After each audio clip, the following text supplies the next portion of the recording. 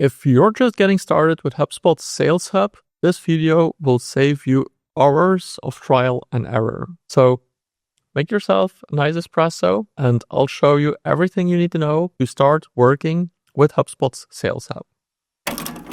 My name is Jasper. I'm a certified HubSpot consultant, and let's dive right in. So the first thing I want to show you is one of my favorite relatively new features in HubSpot, which is called the Sales Workspace.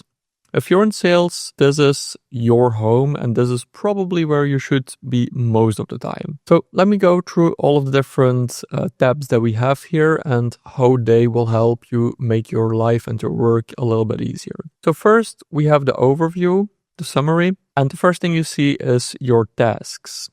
So your high priority tasks, all of your tasks, and then you can see them split up by to-dos, calls, emails, and LinkedIn. You can also switch these to overdue, to tomorrow, and all of your tasks that you have right now. You can also easily start working on these. You can just click any of them and you get a nice view where you have all of the information that you need. And in this case, it's an email task. So the email will already pop up here and you can start typing right away. And then on the right side, you can see we have a window that shows us the information about the contact that we're emailing, as well as the main overview and activities for that contact. So you have any information that you need. Then next to this, you can see the sequence activities. So this is related to any sequences that contacts are enrolled in. Right now, we can see that I don't have any contacts enrolled in sequences. So this isn't showing anything, but if there's a specific follow-up needed for sequences, that will show up right here. And then the guided actions, which is also really powerful. For example, here it shows me reach out to the newly assigned lead, Logan Roy. Lead is waiting to hear from you. We can just click on reach out and we can immediately start reaching out to this contact using a phone call or email, whatever we prefer there. Then you also have deal-related guided actions. I don't have any here right now, but it will give you any guided actions needed to close a deal. And then as well as the prospecting related.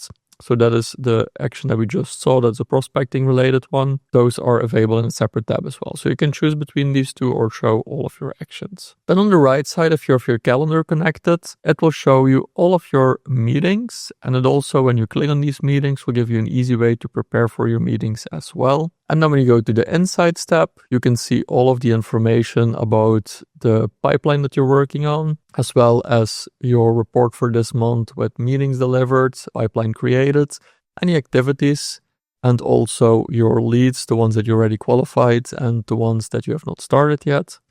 And then in the feed, you will see any interesting activities. For example, when one of your leads opened a sales document that you sent them. So let's go to the next step, which is the prospects tab. And here we have two options. We have the target accounts, where we can see all of our target accounts. And from here, we can also easily see information about these target accounts. So for example, the buyer committee, we immediately see all of those contacts that are part of the buyer committee together with their role, and also activity status. So we can see that we called this person 3 months ago. We also can see a summary here. So any new contacts that we have, email sent, logged calls, meetings, all of these relevant things. And you can change the time period right here. So if you move this to last year, you can see that one new contact was added. But this way you can keep track of your target accounts as well. We of course have our brief summary here, and then any related deals and the internal stakeholders. So if multiple salespeople are working on this target account, that will show up down here. And you will see the activity for those salespeople as well. Then on the left-hand side, you can filter through these, and you will see that these filters come up a couple of times in the sales workspace. You see no decision makers. When we click on that tab and we see the companies that don't have any decision makers yet, you can click on those. You will see all of the contacts that we already have at that company. And maybe Hector here is actually a decision maker. So we can click that, we can mark him as a decision maker. We can also start our outreach and create an email or make a phone call. But now we will have our decision maker at that company, so this view is now empty. The second tab here shows us our leads. So these are any leads that are assigned to you, and Again, you can filter on leads at target accounts, the ones that are not in a sequence, that have recent activity, etc. And for each of these leads, you will see the lead itself, if this is new business, an upsell, or reattempting. You can add a label to them as well. And here you can easily see when they're part of a target account. We'll see the stage that these leads are in. So for example, when they move forward, let's say we just reached out to Mr. Roy here, we can click on attempting, and then that stage will be moved forward. Here we can see any lead engagement, we can see the last activity we had with that contact, and we can also see the next activity that's scheduled. So for example, we do have 2 activities due today. Usually you need to refresh to see the new status here. So for example, now this is set to attempting. When you click on these, again, you get all of the information that you need on the right-hand side here. So that makes it easy when you're reaching out to these contacts that you don't need to change views all the time. Now, when we go to deals, here we get an overview of all of our open deals. And again, with a lot of preset views. And I think these preset views are incredibly relevant and really come in handy when you're following up on your deals. For example, here we can see a stale close date, and here we can see that the close date better for all of these deals is already in the past. So we can look through these. We can be like, okay, this one needs to move to sometime next month. And we can just update those deals right here in this view. Also, while we're working through this, you can easily see that there's no next meeting scheduled for any of these. And if you want to schedule a meeting, we can just click on schedule. If your calendar is linked, you can schedule a meeting right here. Same goes for next activity. Now this one does have a next activity, but here, for example, we can click on schedule and we can schedule a next activity. You can also easily see the next steps, the last activity that we had with those people, and also the deal amount. And then this one is also really valuable, the deal score. So when you hover over these, you will also see what goes into that deal score. So for example, this one has a deal score of 60, which usually goes hand in hand with the probability that this deal has to actually close. So from 0 to 100%. So we would have a 60% chance to close this deal. Whereas for this one, for example, we only have an 8% chance.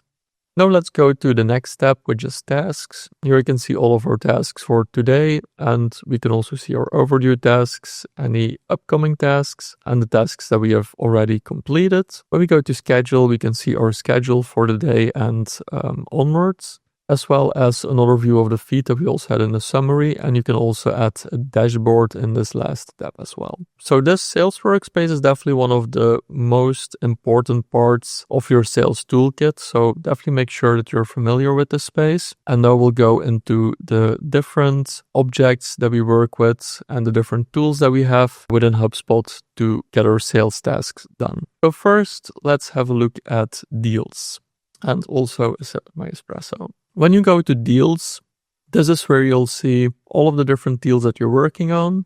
And one of the features that we can immediately see here is that whenever a deal has been stale, we haven't reached out to them for a while, the cards will actually be grayed out and it will show us a little hourglass.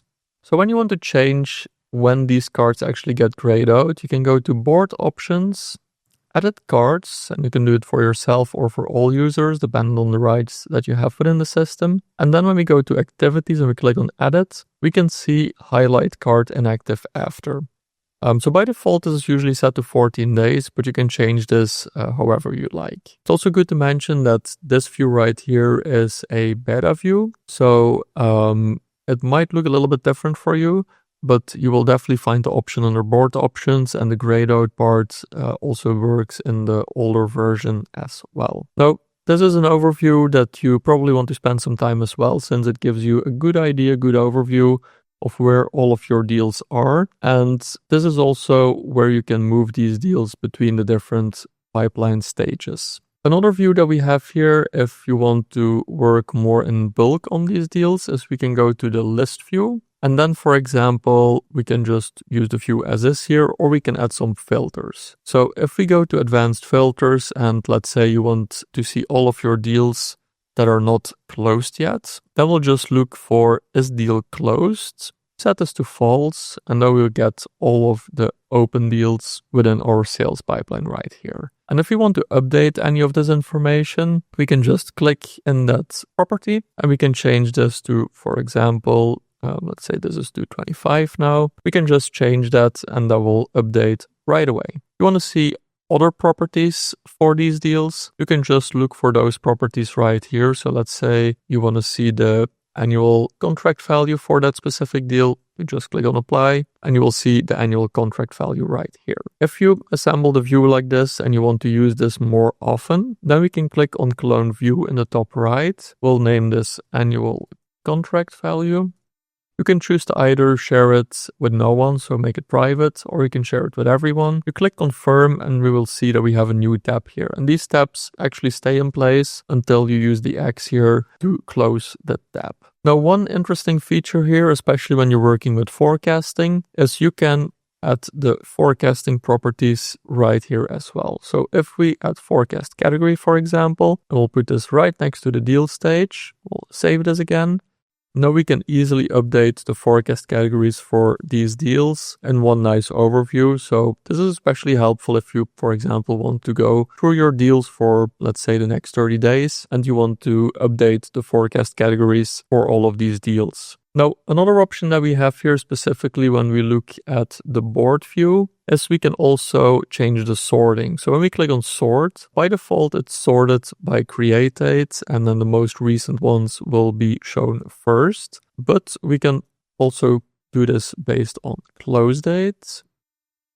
And then we can start with the oldest ones. So this way, the deals that need our attention right now, which are the ones that with the oldest close date, they will be shown first in this view. Now, one other important thing to mention in regards to deals is when do we actually create a deal? This, of course, depends on the business that you're working for and how they want to handle deals. But personally, how I like to use it myself and how I also would advise it to most companies is to do at least some qualification before creating a deal. And an easy framework to use here is the BANT framework, so B-A-N-T, which stands for budget, authority, need, and timeline. So when you're talking to a prospect and you check that they have a budget, you checked that they have the authority to make a decision on this deal, you check that there's a need, and that they have a timeline on getting this deal done, then you actually know that there's a good chance for you to close this deal and that actually a deal exists, basically. So at that point, you want to create your deal, which you can do with the button at the top right here, or anywhere in the system. If you're in a contact, for example, you can just click on create new and then deal. And then this little window will open where you can add all of the information for the deal that you want to create. It's very important when you create a deal that you give it enough structure. Now here, because we're in the pipeline, you can see that it actually starts with an empty deal name. But let's say we're in the company profile. So let's go to HubSpot, for example, and we would create a deal from here. Then you can see that it already adds a little template in the deal name, basically, which says HubSpot-new deal. And in this case, we can say HubSpot- and then we give it the name that the deal is about. By naming it this way, it also will make it easy for you to know what the deal is about when you see it in the overview. I sometimes see salespeople add a deal name that's just the company name, and then as soon as there's like a couple of deals for that specific company, they don't know what the deal is about anymore, and they need to click into the deal to figure it out, which of course is not ideal.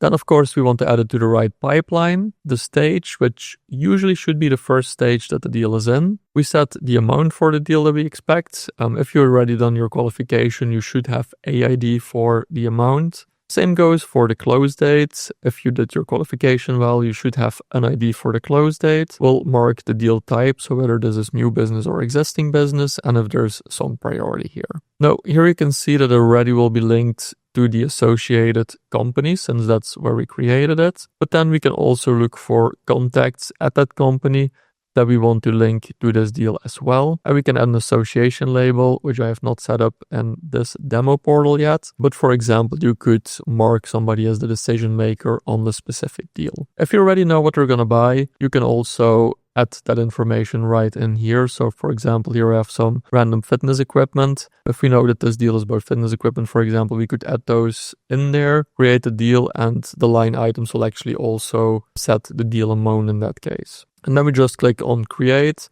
the entire deal is set up. And then within the deal itself, as you can see on the left-hand side, we see everything that's relevant to that specific deal. In the middle, we can see all of the activities for that deal. And on the right-hand side, you can see everything that's linked to that deal. So contacts, companies, any playbooks that might be relevant, line items if you already added those. If you created your quote, that will show up right here. If there's any attachments, tickets, payment links, everything will be right in here on the right hand side.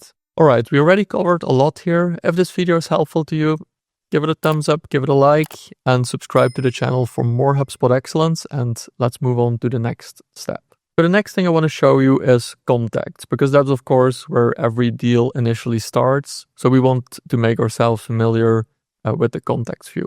First of all, I want to show you how you can search for contacts within the system, within HubSpot. There's a couple of ways that you can do this, and I want to show you the most important ways. So the first one is when you're in the contacts overview here, you have a search bar at the top that will search better within this specific view. So for example, if I search for Logan here, I will see Logan Roy. Now, if in this case I'm in the LinkedIn view and I search for Logan, you will see that he will not show up because he's not part of that view.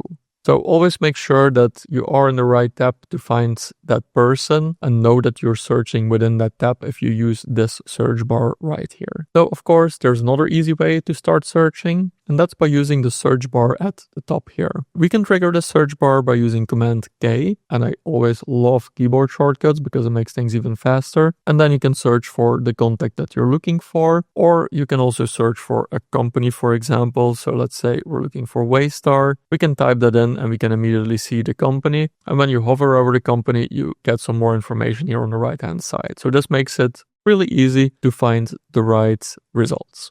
And also, of course, like if you don't want to use a keyboard shortcut, you just click in there and it works the exact same way. Now, let's say we are back in our old contacts. Another really important feature to know here in contacts and also in the company views and other views that you're using in HubSpot is the filter feature. So when we click on advanced filters here, we can use any of the properties that we have in the system to filter on. So let's say that I want to filter on people in, let's say, contains exactly. So always have a look here at the options. So equal to any means that it needs to be exactly as you type it in, or contains exactly is that it's at least part of what you're typing in. Let's say we're looking for people in New York, and then we add that in here. All right, no results so far, so let's quickly update this because we do know that Logan is in New York. Another good thing to know here is that you will have some properties on the left-hand side. This is how your system admin set it up, or any properties that you might have added there. But if you're looking for additional properties that you don't see here right away, you can click on Actions and View All Properties, and you can look for the property that you're looking for. So right now I can already see city here, but we can also search for that property, and then we add New York, because we know Mr. Roy lives in New York. Now when we go back to our contacts view and we want to know all of our contacts in New York City, we just go to city, we'll go contains exactly New York. And this means that if I had typed in New York City in the city instead, it will still show up when I use this search filter. Now, if you want to create a tab with an easy overview of everyone in New York City, you could just click on Clone View here. You can name it NYC. And now you have an easy view where you can see all of your contacts in New York City or other specific regions that you want to add this for. And that's a great way to use these tabs here. You can also sort these tabs as you like. And if any of these tabs are no longer relevant to you, you just click the X icon and the tab will disappear. These tabs, by the way, are also available on mobile. So if you want easy access to all of your contacts in a specific region while you're in the region, for example, you can just add that view in your mobile app and you will have all of your contacts for the specific region. Now, one other good thing to know here is that you can also edit any of these properties inline. So let's say we want to change the preferred locations here. We can just click on that. We can add a new location.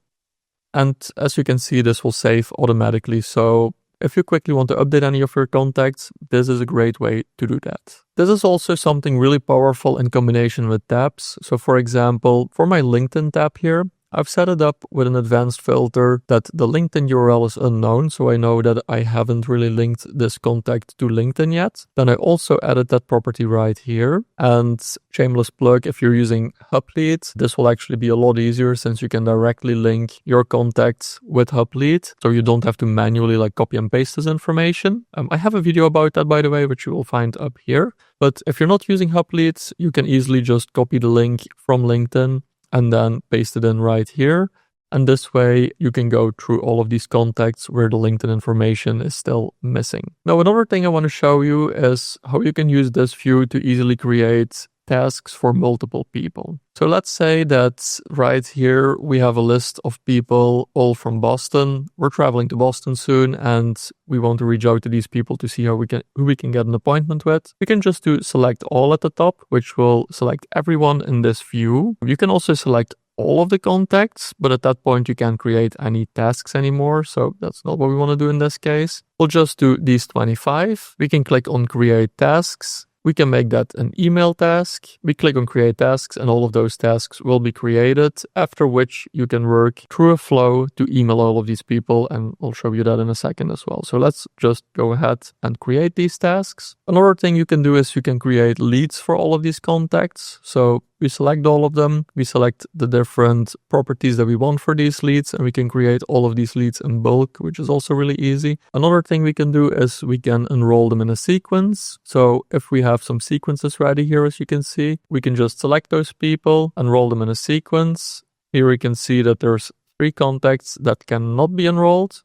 It will continue with the 22, and you will see all of the information for all of these sequences. We can enroll them and the sequences will start. Then under more, this is also where you can enroll them to an agent. So if you're using one of HubSpot's agents, AI agents, to do your sales outreach, you can enroll them right here. You can enroll them in a workflow. You can add them to a static list. There's a bunch of options that we have here. And last but not least, you can also share these leads to another contact in the system or to another team. And those are more or less the most important features that you need to know for this specific view right here. Now let's go to a specific contact. This is the same thing as with the deals. So on the left-hand side, we can see all of the properties specific to that contact. In the middle, we can see all of the activities. And on the right-hand side, we can see everything that's linked to that contact. So we can see, for example, that this demo space has been set up for real estate as well. So we can see the listing that this contact is interested in. We can see the company that he's linked to. You can obviously also change the association label to that company. So if he's a billing contact, we can add that association to it.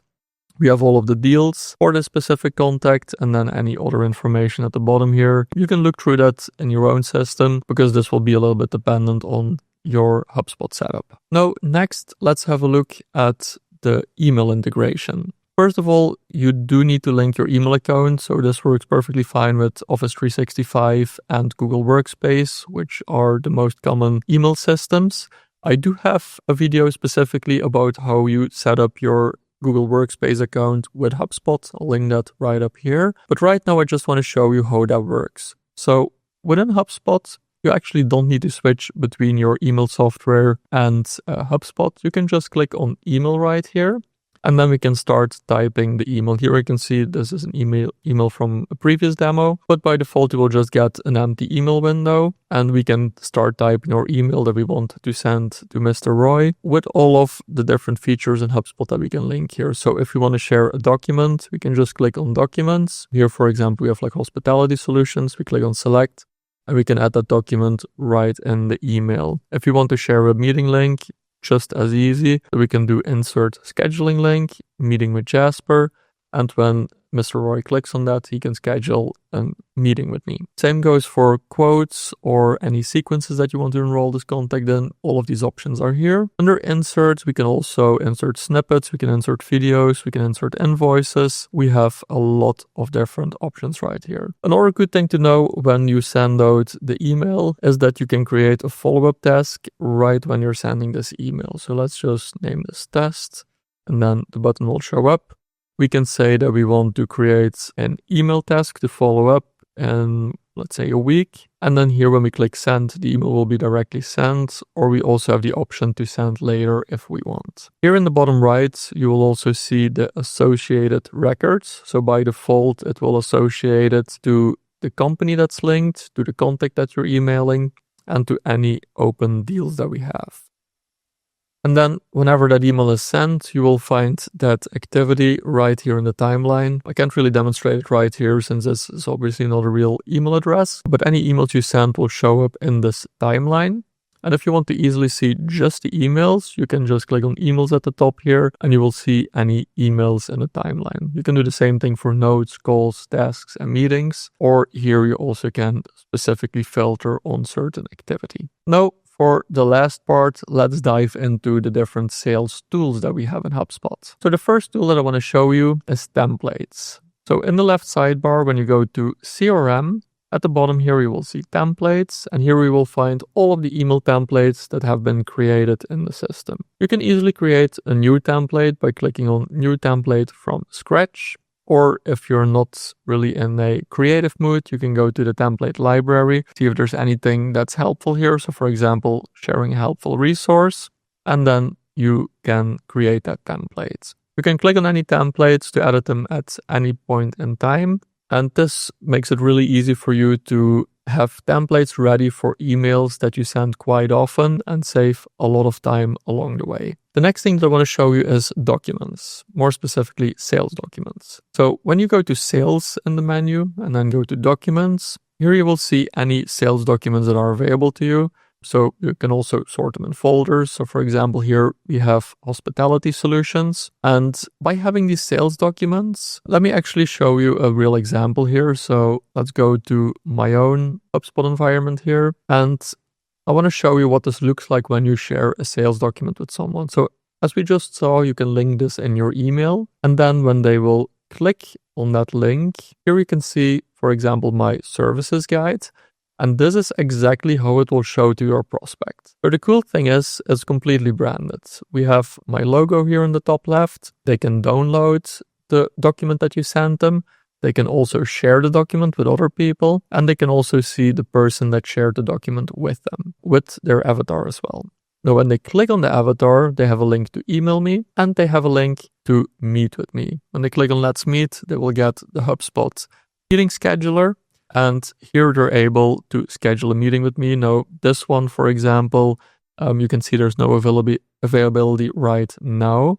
It's a little bit busy in my calendar these days. But if there's availability, they can choose the date here, they can choose the time, and they'll be able to set up that meeting. And this is a great example to show that even when there's no availability, HubSpot will, of course, give them the option to email you, and you can find some time to meet with the person. This is a really powerful tool, especially because when someone is looking at these documents, you will get a notification. It will show up in the contact timeline. And you will also be able to see how long they looked at each of the pages in that specific document. So that's all very valuable information for your sales process. The next thing I want to show is Snippets. And Snippets is something that we can find again when we go to CRM.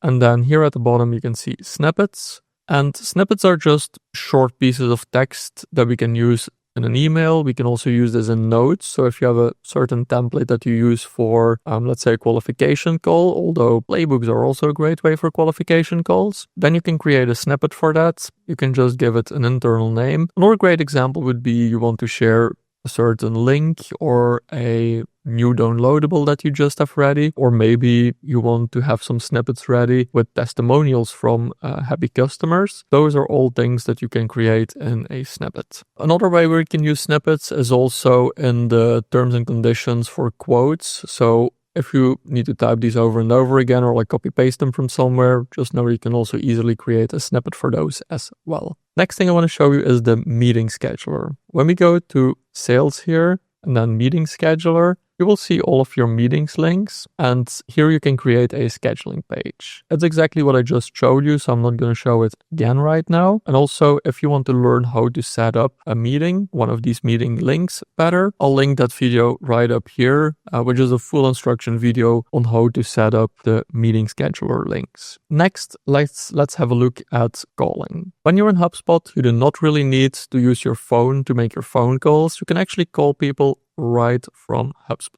Now, this contact doesn't have a phone number right now, so it's going to give me an error when I click on make a phone call. But this is exactly where you would make that call. So as soon as you added a number here, let's see if we have a contact with a valid phone number. Okay, so let's take this contact here. When we click on this contact and we want to give them a call, we just click on call here. Here we can choose the number that we're going to do our call from. So this is a number that's set up in HubSpot. You can also add your own phone number here. When there's no number set up yet, you will actually be prompted right here to create your phone number in HubSpot. If you want a specific walkthrough on how to set up your phone number in HubSpot, just let me know in the comments below and I'm more than happy to create that video. But if you want to give them a call, you just click here on call. That call will start right away after we gave the permission to use the microphone here on my computer. And then you can see the call actually just starts right away. Then here we can hang up. We select the outcome for the call. So in this case, there was no answer. You can add any notes and then you can save the call. So this was a test. Save call. And then that call will show up here in the timeline as well. So you can always see when was the last time that you tried to call this person, and also that you didn't get an answer at that time. Now, the mobile app is really powerful here as well, so you don't need to go to your phone all the time to make phone calls, but do know that HubSpot does have a great mobile app. I'm thinking of doing a video about the mobile app as well, so if that is something that you would like to see, let me know in the comments, and maybe that's the next video I'll create, and I'll really show you how you can use HubSpot when you're away from your computer, and how that's a really powerful way to use HubSpot as well. And then last but not least, this already showed a lot of features, and I don't really want to get into the specifics of sequences, since that would make the video really long, and I have a feeling that the video is already pretty long. So if you want to see my video about sales sequences, I'll link that up right here. I hope you liked this video. If you liked the video, give it a like, subscribe to the channel for more HubSpot excellence, and I'll see you in the next one. Bye.